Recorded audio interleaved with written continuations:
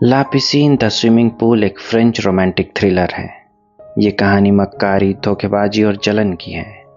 लेकिन इससे पहले कि हम इस कहानी को देखें, अगर आपको मेरा काम पसंद आता है तो वीडियो को लाइक, शेयर और चैनल को सब्सक्राइब कर दें। जीन पॉल लीरॉय एक विज्ञापन एजेंसी में काम करता है।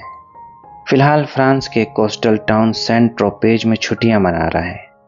यहाँ दिन का ज्यादातर समय वो अपनी गर्लफ्रेंड मेरियन के साथ स्विमिंग पूल में बिताता है।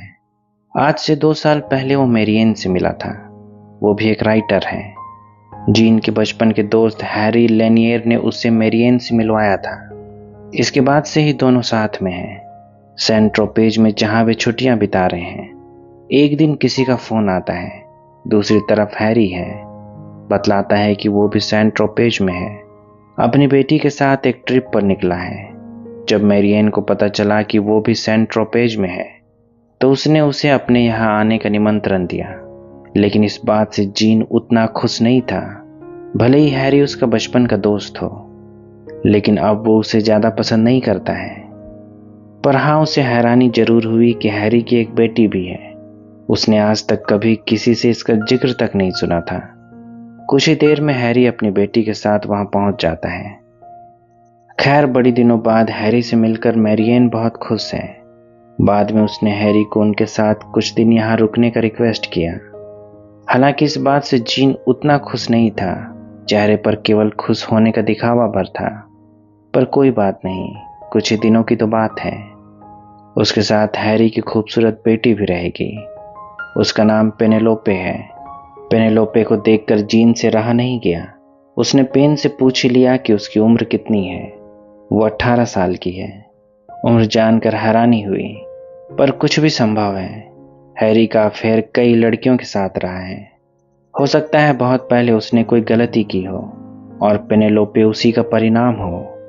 अगले दिन जीन ने हैरी से पूछा कि उसने ये गलती कब की, क्या उसे पछतावा है। पेनेलोपे की माँ का क्या नाम है। पेनेलोपे की माँ एक इंग्लिश महिला है। बहुत समय पहले हैरी का अफेयर उससे हुआ करता था, पर हैरी को इसके बारे में बात करने में कोई रुचि नहीं है। वो तो जीन से मेरियन के बारे में बात कर रहा है। वो मेरियन की कई ऐसी बातें और आदत बतला रहा है जो जीन को भी पता नहीं है। जैसे जीन के बजाय हैरी उसका बॉयफ्रेंड हो। शायद हैरी को ही बेहतर पता हो। उनके दोस्तों में चर्चा है कि पहले मेरियन का हैरी के साथ अफेयर था। जीन को हैरी की बातों से जितनी चिढ़ हो रही है, वो उतना ही अपना ध्यान बांटने के लिए पेनेलोपे में अपनी जगह ढूंढ रहा है। शायद वो उसकी बेटी से अफेयर करके हैरी को नीचा दिखाना चाहता हो। एक दिन वे हैरी की महंगी स्पोर्ट्स कार में घूमने जाते हैं। पूरे ड्राइव के दौरान हैरी ने उस पर अपनी रईसी और पैसे का अकड़ बखूबी जताया। बातों ही बातों में उसने जीन को खुद से कमतर और नीचा दिखाने का एक भी मौका नहीं छोड़ा। लेकिन इसके बावजूद भी जीन ने अपने चेहरे पर मायूसी झलकने नहीं दी। अपनी गर्लफ्रेंड के साथ हैरी को समय बिताते देख भी उसने जलन की सिलवटें अपनी शक्ल में आने नहीं दी। अगले दिन भी जब वे पूल में तैराकी कर रहे हैं, एक फ्रेंडली स्विमिंग में भी जीन हैरी से फिसड्डी निकला।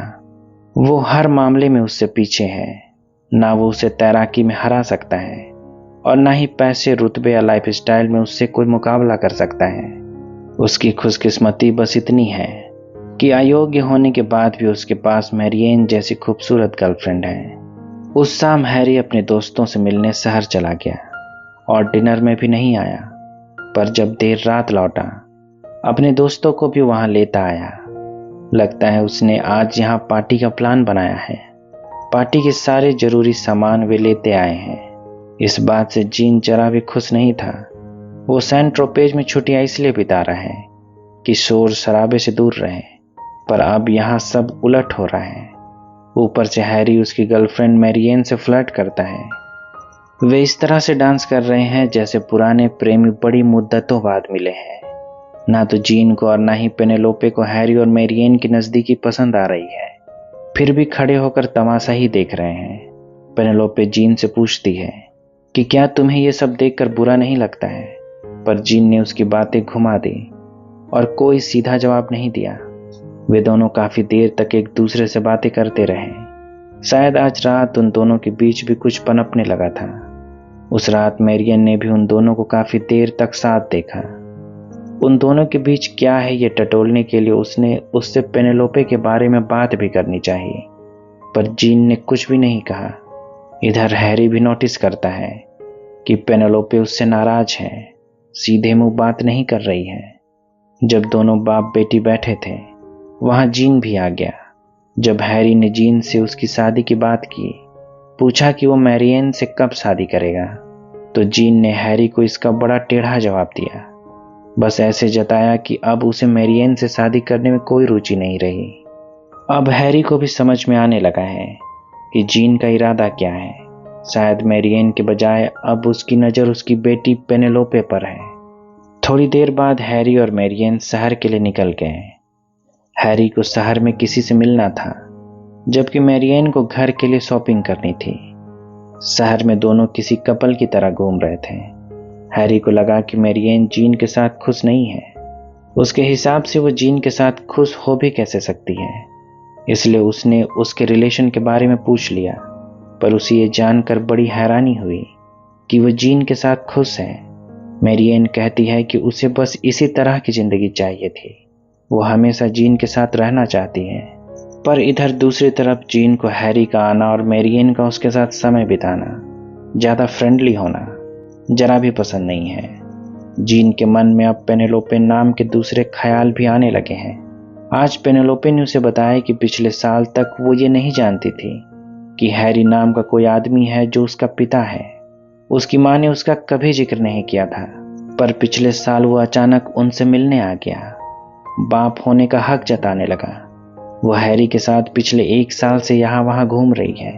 जब भी कोई ये समझता है कि मैं उसकी गर्लफ्रेंड हूँ, वो इस बात पर बड़ा गर्व करता है और बड़े अजीब अंदाज में कहता है कि अरे नहीं, ये मेरी बेटी है, और अपना हक जताता है। उसकी बातों से जाहिर है कि दोनों बाप बेटी में भी कोई खास लगाव नहीं है। जब हैरी और मैरियन घर लौटे तो यहाँ जीन और पेनेलोपे का कुछ भी अता पता नहीं था। वे देर रात लौटते हैं, बतलाते हैं कि वे नज़दीक के बीच में स्विमिंग के लिए गए थे। ट्रैफिक की वजह से आने में देर हो गई, लेकिन उन दोनों के चेहरे की खुशी कुछ और ही कहानी बयां कर रही थी। उन्हें हंसता मुस्कुराता देख हैरी बहुत गुस्से में था। रात को डिनर का माहौल बड़ा टेंस हो गया। हैरी ने बात बात में जीन को नीचा दिखाने की कोशिश की। इशारों में अपने और मैरियन के पुराने किस्से सुनाता रहा, जैसे कि वो ये दिखलाना चाहता हो कि उससे पहले मैरियन की जिंदगी में उसका स्थान था। यहाँ भी उसने उसे पीछे छोड़ दिया है। वो अपनी बेटी पेनेलोपे को ये इशारा करने की कोशिश कर रहा था कि जीन कितना फिसड्डी है, उसके सामने उसकी कोई औकात नहीं है। वो उससे इसलिए करीबी बढ़ा रहा है कि केवल मुझे नीचा दिखा सके। भले ही जीन चुपचाप सब सुन रहा है, लेकिन उसके मन में उथल पुथल जरूर मची हुई है। उस रात हैरी शहर की तरफ चला गया। कल वो अपनी बेटी को लेकर यहाँ से चला जाएगा। चला ही जाए, यहाँ जीन की अच्छी खासी छुट्टियां कट रही थी। मैरियन ने अपने पुराने प्रेमी हैरी को बुलाकर सब में पानी फेर दिया, जैसे उसे जीन के आत्मसम्मान की कोई कदर ही ना हो। जीन मैरियन से कहता है कि उसने भी कल यहाँ से जाने का फैसला कर लिया है। वो उसे साथ नहीं ले जाएगा। अब ये जगह उसे बोर करने लगी है। यहाँ अब वो पहले वाली बात नहीं रही। उसकी बातें सुन मैरियन को भी लगने लगा है कि वो इसलिए जाना चाहता है क्योंकि उसका अफेयर पेनेलोपे से है। वो हैरी को हराने के लिए पेनेलोपे का इस्तेमाल करना चाहता है। उस रात जीन देर तक बैठकर पूल के किनारे शराब पीता रहा। तभी हैरी भी वहां पहुंच गया। हैरी पहले से नशे में था, इसके बावजूद पूल के सामने बैठकर शराब पीने लगा। वो इतने नशे में था कि उसके मन की भड़ास जीन पर फूट पड़ी। उसने जीन को जी भर कर गालियां दी। पहले तो वो उसे इशारे में ताने मारता था, पर आज खरी खरी उसके मुंह में सुनाने लगा कैसे वो निकम्मा है और हमेशा उससे पीछे ही रहेगा। वो मैरियन की जिंदगी बर्बाद कर रहा है और अब उसकी बेटी के पीछे पड़ा है। वो अभी उम्र में कच्ची है, इसलिए उसे बहकाना आसान है, पर उसके रहते ऐसा कभी नहीं होगा। हैरी उससे मुक्का मारने की कोशिश करता है, लेकिन नशे में इतना है कि लड़खड़ा कर पुल में ही गिर गया। जीन ने अब तक उसकी बकवास बहुत सुन ली है। अब जाकर उसे अच्छा मौका मिला है। शुरू से अब तक हुई अपनी बेइज्जती का बदला लेने का यही समय है। जब हैरी तैरकर पुल के किनारे पर आता है, उसे खींचकर पुल से बाहर निकालने के बजाय जीन उसे पुश करके पुल में ही धकेल देता है। हर बार जब वो किनारे पर आता है, हैरी उसे पुल में वापस धकेल देता। जब हैरी तैर तैर कर थक गया, जीन ने उसका सर पकड़कर पानी में डुबा दिया और तब तक डुबाए रखा जब तक कि वो मर न जाए। इसके बाद उसने किनारे पर निकालकर उसके सारे कपड़े उतार दिए और वापस पानी में धकेल दिया।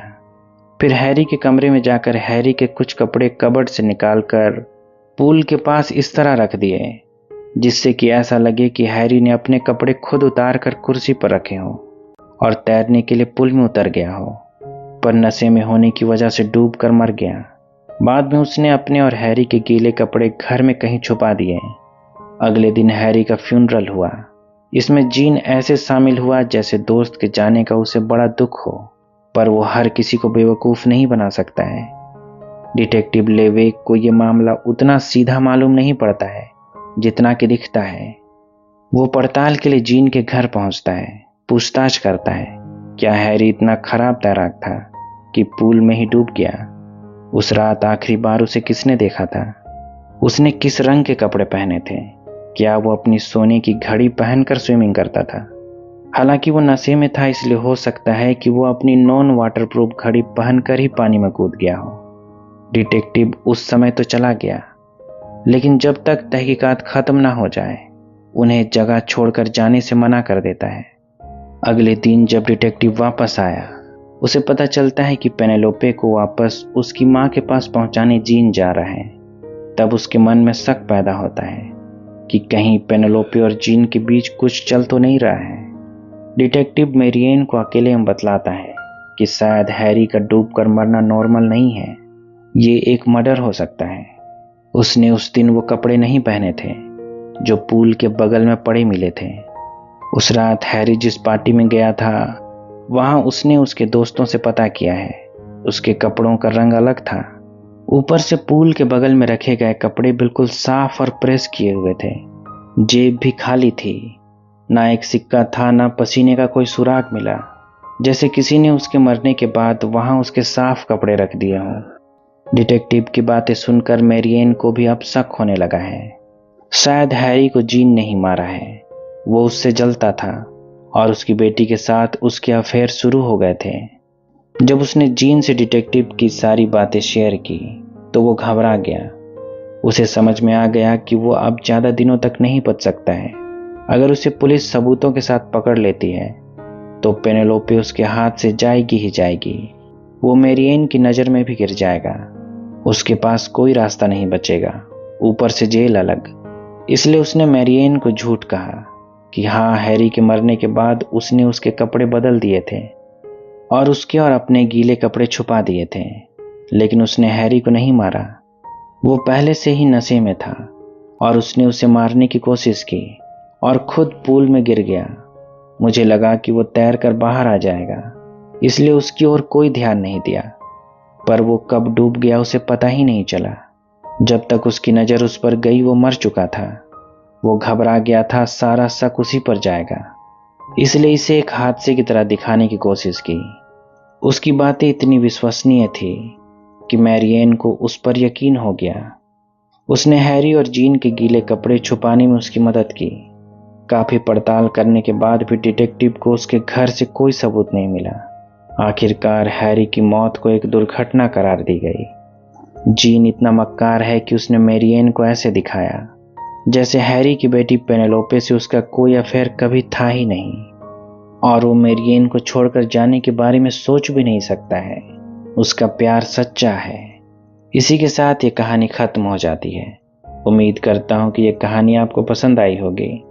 अगर ऐसा है तो वीडियो को लाइक, शेयर और चैनल को सब्सक्राइब कर दें। अभी तक बने रहने के लिए शुक्रिया।